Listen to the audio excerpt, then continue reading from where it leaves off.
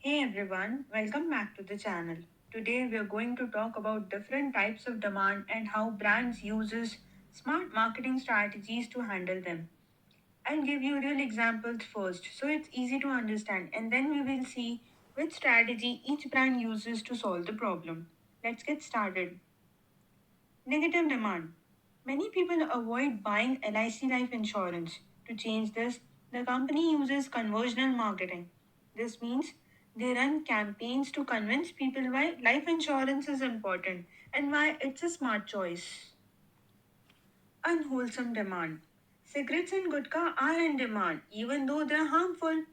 To deal with this, government and health organizations use counter marketing. They run awareness campaigns and apply higher taxes to reduce consumption.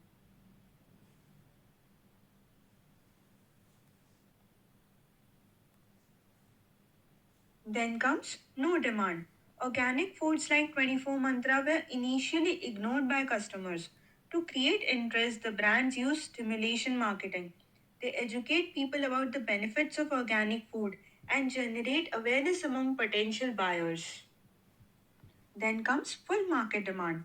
Hindustan Unilever soaps have stable and steady sales. To maintain this, the company uses maintenance marketing. They focus on keeping loyal customers happy by providing consistent quality and service. Declining demand. Cadbury 5 Star was experiencing falling in sales.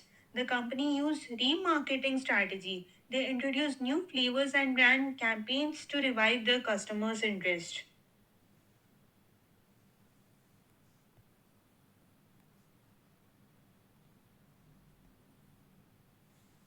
Then comes irregular demand. Amul ice cream sells more during summer than in winter. To handle this, the brand uses synchronization marketing. This strategy aligns promotional activities and production with seasonal demand. Then comes overfull demand. IPL tickets often sell out instantly. To manage this, the organizations use demarketing. They control demand to maintain exclusivity and ensure the product or service doesn't lose its value. Developmental demand. Solar panels in rural India had potential but low adoption. Tata Power Solar used developmental marketing for it. They educated people and promoted adoption to grow the market.